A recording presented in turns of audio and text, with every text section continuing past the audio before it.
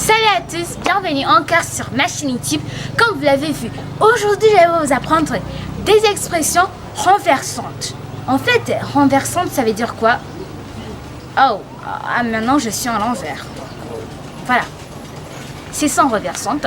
J'étais à l'envers? Non mais c'est pas possible, moi à l'envers, non. J'ai laissé encore. Très bien, je suis plus à l'envers. Donc, renversant des expressions qui va vous tourner la tête, vous allez manquer votre... Donc, ils sont un peu bizarres, genre franchement bizarres et très... je sais pas comment, genre bizarre, mais très bizarre. Donc, c'est qu'on va prendre aujourd'hui, mais ils ont une importance très cool. On utilise ça avant, au passé, comme en 1980, 1980, comme ça. Voilà. Et comme toujours, n'oubliez pas de regarder cette vidéo à la fin parce que ces expressions renversantes vont vous aider beaucoup. Commençons notre leçon d'aujourd'hui. Première expression. Il me court sur les haricots. Eh bien, ça veut dire quoi ça? Vous voyez, c'est renversant parce que courir sur les haricots, ça n'a aucun sens. Donc, il me court sur les haricots. Qu'est-ce que ça veut dire? Il me court sur les haricots. En fait, on va un peu jouer à ce sujet avant que je commence. C'est que moi, je vais dire une expression et vous allez essayer de deviner c'est quoi. Eh bien, moi, je vais vous dire la première fois que j'écoute cette expression, c'est que je suis pensée. Donc, il me court sur les haricots, moi j'ai écouté, c'est comme si il court après moi, ou bien il m'énerve, ou bien il fait tout ça. Et à ce moment, c'était faux. Bon, il me court sur les haricots, ça veut dire que quelqu'un t'agace, il t'énerve, il te prend la tête. Donc, il me court sur les haricots. Par exemple, tu peux dire, mais arrête de me parler de ta belle-mère, tu me cours sur les haricots.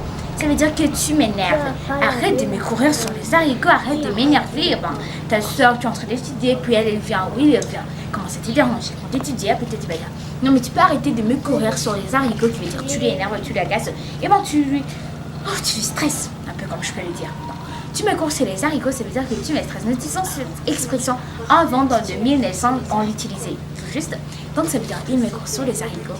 En fait, ça veut dire que quelqu'un t'énerve, t'agace. Il m'embête. Voilà, c'est ça. Deuxième expression. Ça ne casse pas trois pattes à un canard. Ça, c'est plus renversant que le premier. Donc, on sait qu'un canard a deux pattes. Mais ça ne casse pas trois pattes à un canard. Et bien, ça veut dire quoi? Le jeu. Quand j'ai écouté cette expression, en fait, je me disais que ça ne casse pas trois pattes à un canard. Ça veut dire que quelque chose n'est pas difficile, que quelque chose est difficile en fait. Parce que trois canards, parce que nous savons qu'un canard a deux pattes, en fait, trois l'autre, extra l'autre, ça veut dire que quelque chose sera très difficile. Mais c'était encore faux. En fait, la bonne expression, la signification de ça, ça veut dire que quelque chose n'a rien d'extraordinaire.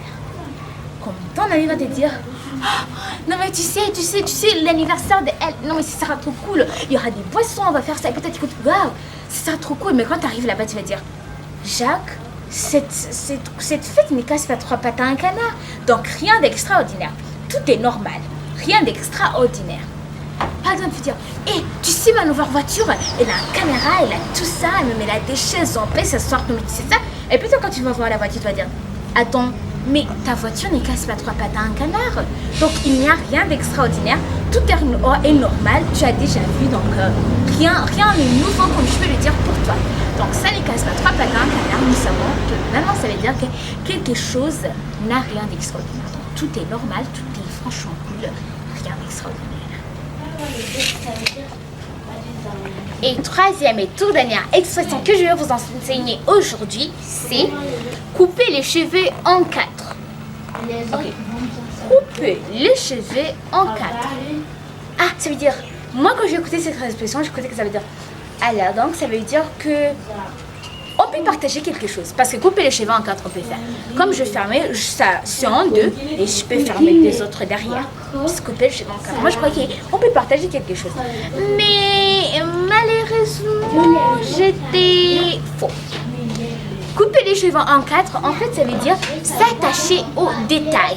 Prenons un exemple.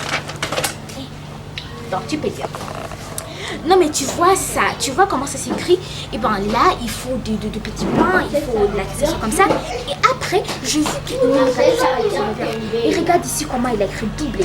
Est-ce que c'est comme ça qu'on l'écrit? Non mais regarde. Et puis il a oublié de mettre aussi un petit...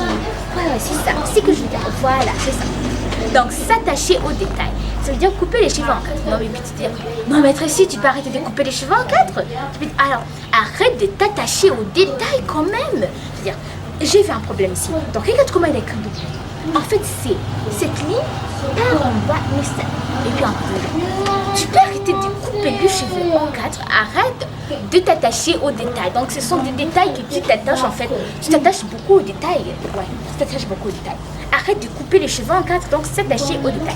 Tu vois cette voiture? Regarde là-bas. Il y a là, et là aussi. Non mais regarde comment ça y est. Donc tu t'attaches beaucoup aux détails qui sont même pas importants. C'est W, on sait que c'est W, même si tu as dépassé une petite fois. Voilà. Donc couper les cheveux en 4, ça veut dire s'attacher aux petits détails. Merci d'avoir regardé cette vidéo et comme toujours, n'oubliez pas de lâcher un méga pouce bleu, de vous abonner, d'activer cette petite cloche de notification et d'aussi partager mes vidéos si cette leçon était vraiment renversante. Parce que pour moi, je crois qu'elle était vraiment renversante.